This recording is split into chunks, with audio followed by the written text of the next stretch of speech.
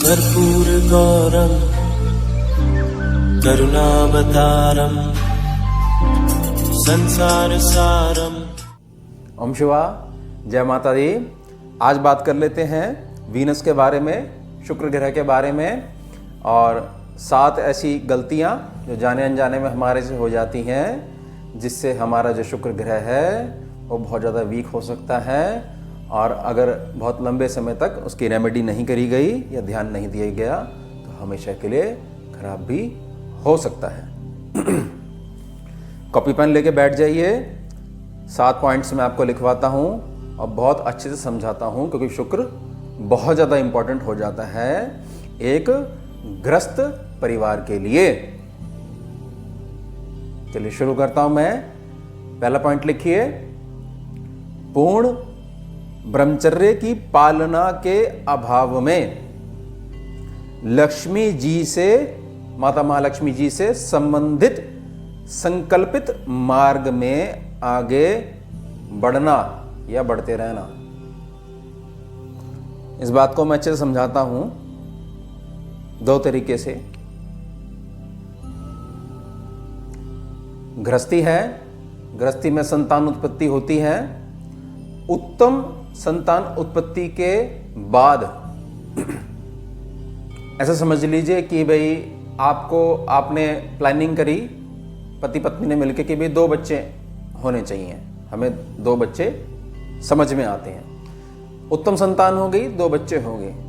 उसके बाद आप गृहस्थी में हो और आपने संकल्प ले लिया किसी भी पाठ का जो महालक्ष्मी जी से रिलेटेड हो।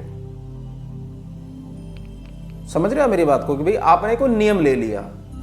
उसके बाद अगर आप पूर्ण ब्रह्मचर्य की पालना नहीं करते हो तो वहां पर शुक्र जो होता है वो थोड़ा सा वीक होने लग जाएगा। तो क्या चीज इसमें हम कर सकते हैं, इसको ऐसे समझ सकते हैं कि पूर्ण ब्रह्मचर्य की पालना अगर नहीं हो पाती तो किसी भी प्रकार का संकल्पित लक्ष्मी जी का मार्ग मत चुनिएगा आप। सीधे तौर पे मैंने कह दी, क्योंकि इस पॉइंट को जिसके समझ में आते जाएगा वो अपना सर पकड़ के बैठता जाएगा। गृहस्थी है और उस प्रकार के नियम नहीं रहे हैं हम, लेकिन फिर भी हमें पता होना चाहिए कि संकल्पित मार्ग नहीं लेना है। इसको और अच्छे से समझिए कि मान लीजिए आपने 108 दिन का संकल्पित मार्ग चुन लिया कि 108 दिन तक हम पति पत्नी दोनों मिलके जो है नित्य ये वाली स्तुति करेंगे या पाठ करेंगे। तो उतने समय तक आपने तो ये नियम बना लेना है कि पूर्ण ब्रह्मचर्य की पालना होगी ही होगी, शरीर से भी होगी, और जो खाने पीने की जो चीजें हैं उनमें भी बड़ी मतलब कोताही बरती जाएगी। समझेगा इस बात को? तो ये ध्यान रखिएगा। ये शुक्र वीक होने लग जाता है, और शुक्र का वीक होना बिल्कुल भी अच्छी बात नहीं है। शुक्र और बृहस्पति गृहस्थी के लिए। दूसरा पॉइंट लिखिएगा, स्त्री वर्ग का, ये पुरुषों के लिए है, बहुत ध्यान से समझिएगा इसको। स्त्री वर्ग का उचित सम्मान नहीं करना, व्यर्थ में घर की स्त्रियों को कोसना। खासतौर पे घर की स्त्री कौन हुई? आपकी धर्मपत्नी, दान में मांग के लेके आए हो जिसको आप। अग्निदेव साक्षी हैं, बच नहीं सकते आप उससे, समझिएगा। तथा अब शब्द कहते रहना और धर्मपत्नी पर हाथ उठाना। देखिए, एक बात समझ लीजिए, हमारी संस्कृति ऐसी है कि इसमें जो पति है परमेश्वर की संज्ञा दी जाती है उनको, और परमेश्वर होते भी हैं। तो वो भी तो परमेश्वरी हो गई कि नहीं हो गई? आप परमेश्वर और आपकी अर्धांगिनी तो परमेश्वरी होगी कि नहीं होगी? तो किस बात के लिए अपशब्द कहना? अपशब्द कहना। प्रेम में जो डांट वगैरह हो जाती है वो तो गृहस्थी का एक हिस्सा है, उसके बगैर तो नीरस हो जाएगा जीवन। और हाथ उठाना, बताइए ये कोई उचित व्यवहार थोड़ी हुआ? फिर कैसे कोई भी शक्ति जो है देवी देवताओं की शक्तियां जो हैं वो कैसे जागृत होंगी, क्यों कृपा करेंगी आपके ऊपर, जब आपके साथ में ही जिसको आप दान में मांग के लेके आए हो, जो कुल चला रही है आपका, उसको आप कोसते रहते हो, अपशब्द कहते रहते हो। कई लोग तो बहुत आसानी से कह देते कि जिस दिन से तुम आई हो उस दिन से हमारा भाग्य ब्लॉक हो गया। बताइए, ऐसा होता है क्या कभी? कहीं नहीं होता, वो आपके कर्म है। और हाथ उठाना नहीं, बिल्कुल गलत बात है। ऐसा ना हो कि वो जो मर्यादित शक्ति जो रहती है, किसी दिन वो चंडी का रूप धारण कर लेगी ना, फिर भागते फिरोगे। और चंडी एक बार धारण हो जाती है ना, जो काली एक बार बन जाती है स्त्री, कोई भी रुकती नहीं है फिर वो, ये ध्यान रखिएगा। फिर तुम बड़े आसानी से कह दोगे कि स्त्री जो होती है वो घर भी बसा सकती है और घर बर्बाद भी कर सकती है, लेकिन अपनी गलती नहीं देखोगे कि मजबूर किसने करा उसको। ध्यान रखिएगा। और आगे मैं कुछ वीडियो जरूर बनाऊंगा जिससे जो गृहस्थी हैं, पति पत्नी हैं, उनको बहुत ज़्यादा मदद हो सके और जो गृहस्थी के रुके हुए काम है वो आपके पूर्ण हो सके।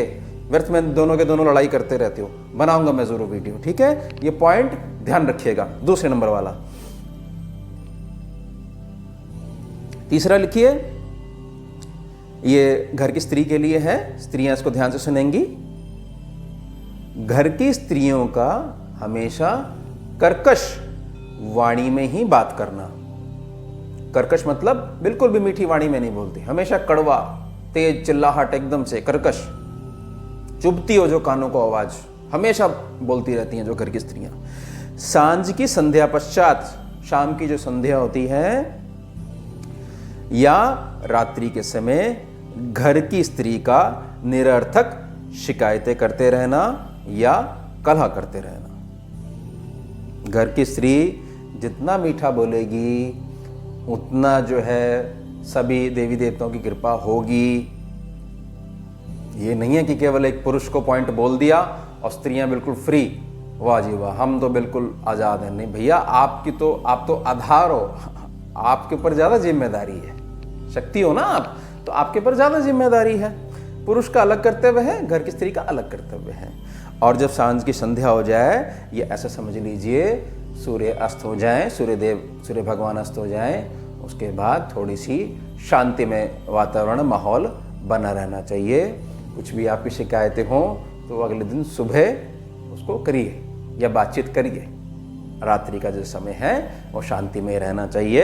आप आमंत्रित करिए लक्ष्मी जी को, आइए हमारे घर में बहुत शांति रहती है। आती हैं फिर लक्ष्मी जी, रात में फेरा लगाती हैं विष्णु जी के साथ, चुनती हैं भाई इस घर में देखिए, तो वो घर की स्त्री को पहले देखती हैं, पुरुष का नंबर दूसरे पे आता है।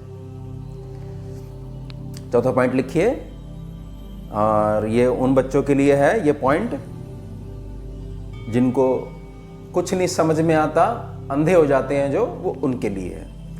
माता पिता की आत्मा दुखाकर विवाह करना या विवाह के पश्चात किसी भी रूप में माता पिता की अवहेलना करना।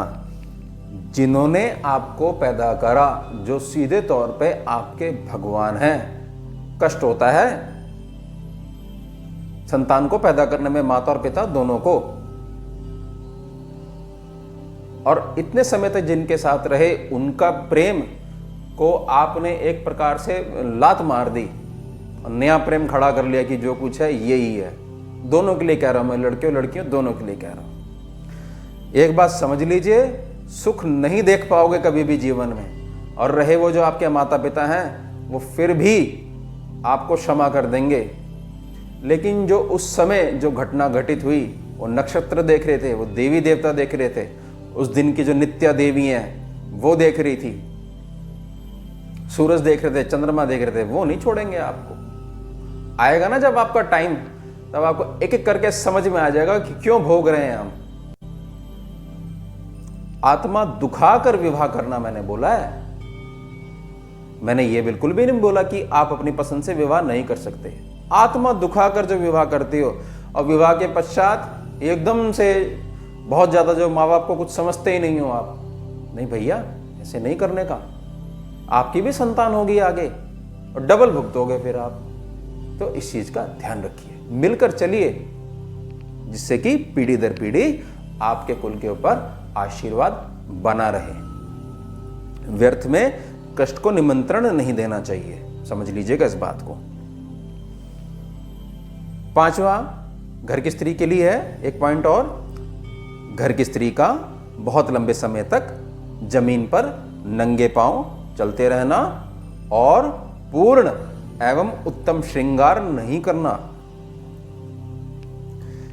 जो घर की स्त्रियां बहुत लंबे समय तक जमीन पर नंगे पांव चलती हैं, मैं ऐसा बता देता हूं, स्कैनिंग का अनुभव है कि कृपा जो होती है, जो धन धान्य संपन्नता की कृपा जो होती है, वो घर की स्त्री के पैरों में ही होती है। तो एक प्रकार से समझ लीजिएगा कि अर्थिंग हो जाती है उसकी, अगर बहुत लंबे समय तक आप नंगे पांव चलती हैं तो। और शुक्र के जो पहले उपाय दिए गए थे, ये तो पॉइंट्स दिए जा रहे हैं कि शुक्र किन पॉइंट्स की वजह से खराब हो जाता है। जो प्रसन्नता के लिए उपाय दिए गए थे उसमें मैंने साफ बोला था कि भाई नंगे पांव नहीं चलना चाहिए, समझेगा इस बात को। और पैरों की जो एड़ियां हैं वो बिल्कुल फटनी नहीं चाहिए। तो ये 2 पॉइंट्स होते हैं, ये शुक्र को मतलब आप प्रसन्न कर देते हैं, शुक्र प्रसन्न नहीं रहते।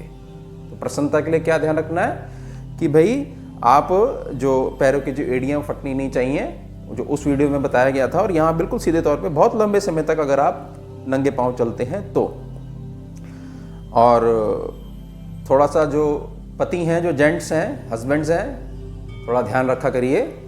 घर की स्त्री हैं, एकदम से उनका निजी जीवन विवाह पश्चात समाप्त हो जाता है, 80% समाप्त हो जाता है। और जैसे ही बच्चे हो गए तो 20% जो थोड़ा समय निकलता था वो भी पूरे परिवार के लिए वो बट जाती हैं। तो आप, ये नियम है, स्कैनिंग में हमने बहुत अच्छे से देखा है, तो आप बोला करिए धर्मपत्नी को कि भाई तुम तो लक्ष्मी हो, शक्ति हो, तुम तो मेरी भी शक्ति हो और घर का भी आधार हो, तो थोड़ा सा श्रृंगार करते रहा करो। और श्रृंगार करके ही रसोई पकानी चाहिए। माँ अन्नपूर्णा स्वयं आके बैठ जाएंगी वहां पर, स्कैनिंग का अनुभव है, तो थोड़ा सा ध्यान रखिएगा। श्रृंगार करने को मैं बोल रहा हूँ, वो मैं मेकअप वाली बात नहीं कर रहा हूँ, मैं श्रृंगार की बात कर रहा हूँ। जो हमारे यहाँ जो संस्कृति है श्रृंगार की, स्त्री का श्रृंगार, उसकी मैं बात कर रहा हूँ। ध्यान रखिएगा इन चीजों का। छठा पॉइंट, गृहस्थी में रहते हुए धर्म से संबंधित कार्यों में धर्मपत्नी का हाथ नहीं लगवाना और जीवन के महत्वपूर्ण निर्णयों में धर्मपत्नी की सलाह नहीं लेना। पुरुष लोग जो हैं, आप गृहस्थी में हैं, कुछ भी आप धर्म करते हैं, धर्म का काम करते हैं, धर्मपत्नी का हाथ लगवाया करिए। स्त्री की प्रसन्नता शामिल होनी चाहिए उसमें। अगर आप अपनी गृहस्थी ठीक ढंग से और बहुत उत्तम तरीके से जीना चाहते हैं, सुख प्राप्त करना चाहते हैं, स्त्री को इग्नोर, धर्मपत्नी इग्नोर करके कुछ नहीं होने वाला आपका, समझ लीजिएगा इस बात को। और जीवन के बहुत महत्वपूर्ण जो निर्णय होते हैं, कुछ लोग अपने हिसाब से ही चलते हैं, इतने निर्णय होते हैं। मैंने कई पुरुषों को देखा है, मकान खरीद लेते हैं, फ्लैट खरीद लेते हैं, जमीन खरीद लेते हैं, घर में बताते ही नहीं है। डरते हो क्या है? आपको भय लगता है कि कुछ गलत हो जाएगा या कोई और कारण है? घर की स्त्री तो है ही वो, और आपकी भी तो शक्ति है, अपनी शक्ति को खुद ही कमजोर करे जा रहे हो। समझ में नहीं आती इतनी बात। पूछ लिया करो थोड़ा सा कि जो पति पत्नी का जो धर्म है वो क्या होता है। ब्राह्मण देव समझाइए हमें, कर्मकांडी ब्राह्मण से पूछा करो, आंखें खुल जाएंगी आपकी। अपने ही बैंक बैलेंस को लात मार के सोच रहे हो कि हम बहुत अच्छा जीवन व्यतीत करेंगे, ऐसा नहीं हो सकता। ये चीजें शोभा नहीं देती हैं और ये उन्नति का कारक नहीं बन पाती कभी भी। ध्यान रखिएगा, धर्मपत्नी है वो, उससे नहीं शेयर करोगे तो किससे शेयर करोगे भाई? उससे उत्तम मित्र कोई और हो सकता है क्या आपका? 7वां पॉइंट, और ये पॉइंट ऐसा पॉइंट है कि इसकी तरफ कोई भी अपनी बुद्धि नहीं लगाता, कोई भी बुद्धि नहीं लगाता। चल रहे हैं साहब, समझिएगा। 7वां पॉइंट, नवविवाहित जोड़े के कमरे में मंदिर का होना। नवविवाहित, अभी भी शादी हुई है, समझ जाइए।